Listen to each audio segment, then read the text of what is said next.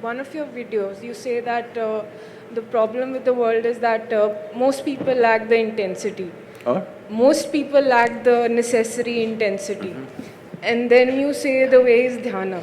So intensity is more associated to fierceness in personality, and dhyana is more associated to calmness. So they are somehow counterintuitive. Can you elaborate a little? People think peace means rest in peace. Because their idea of peace is death. Peace can be very intense. Peace can be tremendously intense because peace means the reverberations of life have become subtle and intense. Action means reverberations of life are not so subtle, it is at a certain level.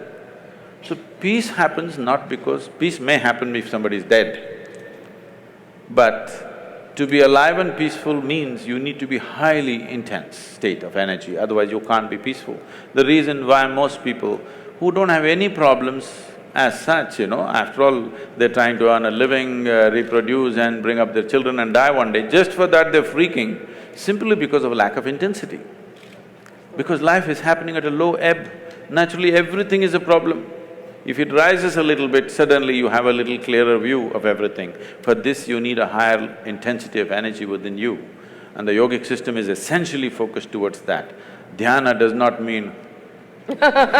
no. Okay, let's take the next question, right here in the front row, yeah. What I get from Isha's philosophy, if I may say there is that you need to see internally, in your interiority. You need to fix it internally before fixing your external situations. But is it also not right? Is it also not very important to do the right thing externally? Just to make myself more clear, if I be more precise. I'm clear, I get the question. Why do I look so dumb? Let's say, if… I got it. Yeah, if somebody is born… I got the question. Isha's philosophy is not about looking internally or externally. It is just that if you're looking for mangoes, you look up the tree, you don't dig the earth, all right? But if you're looking how to plant a mango tree, then you dig the earth. You're looking for mangoes, if you dig the earth, will you find it, I'm asking?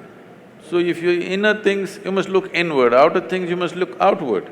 There is no such philosophy, look out or look in. Wherever the damn thing is, look there. It's like, Shankaran Pillai went for a job interview and they asked him, which is further, Mumbai or moon? He thought profoundly and then said, Mumbai. They said, how do you say this? He said, I can see the moon, I can't see Mumbai. Okay, last question, yeah. Namaskaram, Sadhguru. I just want to ask… Hold the mic closer to you. I just want to ask you that everybody's perception of good and bad is different. And what do you think if we start manifesting our own good and bad, what will be the state of the society? Maybe you won't have power tonight. I think I already made this clear. The biggest problem with the world is there are too many good people, not enough sensible people. Yeah. Sense is life-specific, okay? Goodness need not be life-oriented. Goodness may be going to heaven. And the moment I want you to understand this dangerous concept, people don't address this. The moment you believe, suppose I believe there is heaven and it's a beautiful place and you can live in the company of gods, should I send you there today or no? If I really care for you, I'm saying. Yes? If I really care for you and if I believe there's a great place, should I send you there or not? This is a dangerous thing, do you understand? If you stretch it to its logical end, it's a really dangerous thing. The moment I believe there is a fantastic place up there, I really love you and I want you to go there, Yes. Okay, let me just end by asking you something that we haven't spoken about, and then I'll hand it over to Chiki. You said you love machines. I didn't say I love them. Okay, you like machines, or they're useful. They work. Have our lives been overtaken by gadgets? Not mine. No? Definitely not. I use all the gadgets, but they don't overtake me. These are fantastic things in our life. Things… See, in every way, compared to how a human being was, let's say 100 years ago, you're almost superhuman.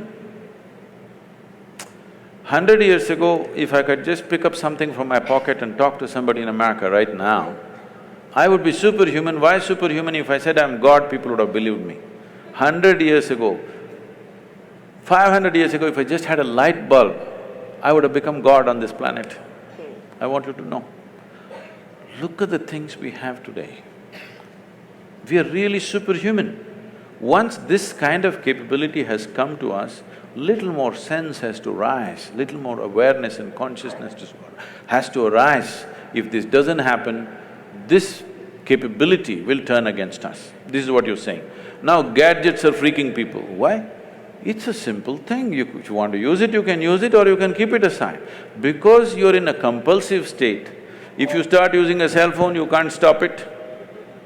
Even in your sleep, you're texting. See, the boy he's not with me, he's looking at me in the screen. Now, this is the same thing.